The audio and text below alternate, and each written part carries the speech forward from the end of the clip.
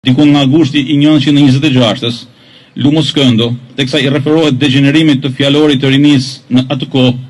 1926, pra një shekull më përpara. Ndër të tjera thekson se të shartë dëfton 3 sende, 3 sëmundje, ose njeni që përdor fjalë të nyra dhe të liga, është një njeri i lik me zemër të keqe, pa dhimbshuri dhe nëltësi shpirti, ose ka një edukat harbute, i rritun me njerëz pa arsim dhe pa delikates, ose është indiferent dhe nuk vere që thotë, nuk shuen të mirë nga e keqja, rron si një dëru, si një dhi e egër, vetëm me lumëtërin e nevojës dhe dëfrimit ult. Dhe teksa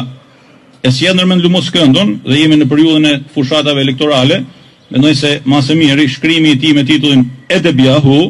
i përket masë miri atyre që nga foltoret e qyteteve të ndryshme